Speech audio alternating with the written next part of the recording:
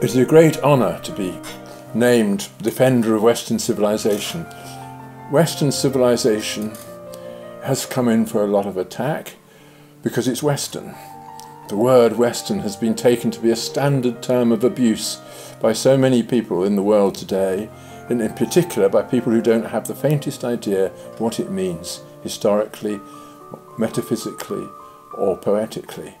Our Western civilization is not some peculiar, narrow little obsession of people who happen to live in a certain geographical part of the world. It is an inheritance, constantly expanding, constantly including new things, something which has given us the knowledge of the human heart, which has enabled us to produce not just our wonderful economies and the wonderful ways of living in the world that are ours, but also the great works of art, the religions, the systems of law and government, all the other things which make it actually possible for us to recognise that we live in this world, insofar as possible, successfully. Let's leave aside the idea of Western civilization. After all, it depends which way you're going around the globe, whether it's West or East. Look instead at the idea of civilization. What is it? What is a civilization?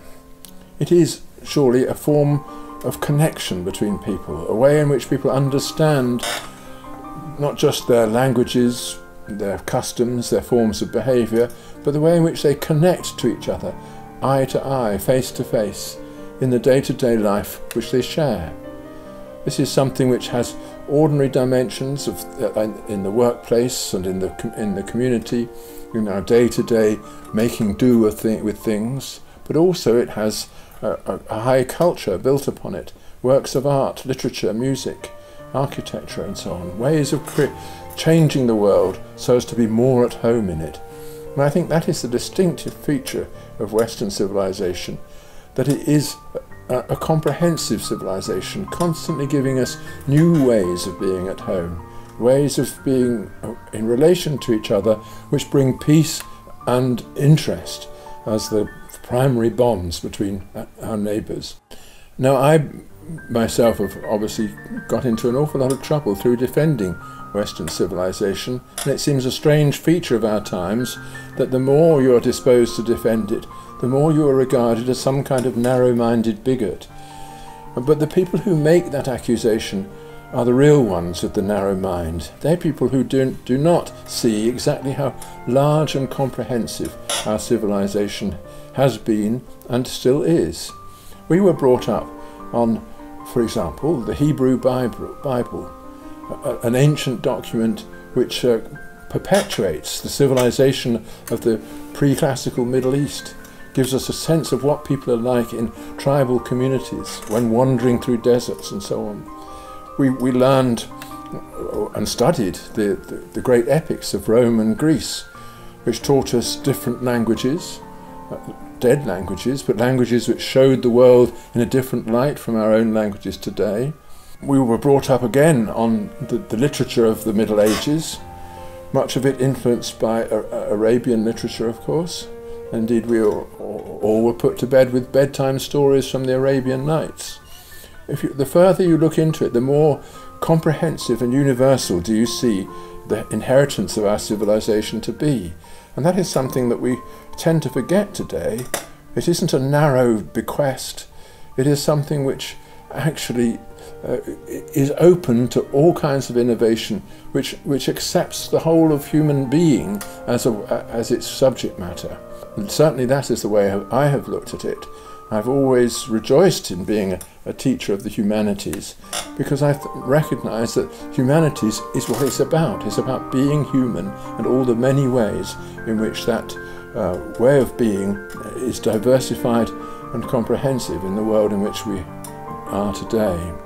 Whatever we do, we must fight back against this accusation that somehow our civilization is narrow, dogmatic, bigoted, exclusive. It is not so. Why are we now being forced into a defensive position when it's so obviously the case to anybody who knows anything about it that what we call Western civilization is another name for civilization as such? and for all the achievements of civilization that young people need to know about and, if possible, to acquire. The problem, it seems to me, stems largely from the invasion of the academic and intellectual world by activist groups who do not take the trouble to learn enough to know what they're up against, but nevertheless define their position in terms of political agendas. These political agendas are all about belonging together in a salvationist group. You know, we save ourselves because we believe the right things, and we're looking everywhere for those poisonous presences which are trying to exclude us from possession of our rightful heritage. And all the new causes are chosen on these grounds. They're causes of people who want to feel that the existing order of things excludes them, and therefore they are justified in overthrowing that order in order to give themselves a place at the top of it. And being at the top, they then will rearrange it so as to purify it of all those old and corrupting influences which have so far have had too much of a deal. Now, I think this invasion of political activism into universities and into the humanities and into all the channels of civilization is one of the great disasters of our age. But it didn't have to occur. We don't have to listen to these people. We don't have to engage in the show trials, the letters of denunciation, or the ways in which people have been witch hunted and driven from the community. It's only because we join in that these activists have any success. We don't have to join in. The time has come, it seems to me, for people like me and the older generation of teachers to give courage to young people, to say that, look, you have a civilization, an inheritance, which helps you to understand these things. Giving way to activism of this kind, activism which excludes whole realms of human knowledge, is not doing yourself a favour. It's not bringing to you the things that you actually need in the world into which you're going to progress. What you need to do is engage in dialogue, which is what civilization is about. Try to understand the human condition in all its complexity. And when people try to radicalize and politicize the curriculum and what is taught and thought about in universities, you don't have to go along with this. You can even laugh at them. It still actually is legally permitted to laugh at people in our country and in our civilization. And after all, comedy is one of the great gifts of civilization, and it's up to you, I think, to exercise it. So my concluding message is that we shouldn't despair of Western civilization.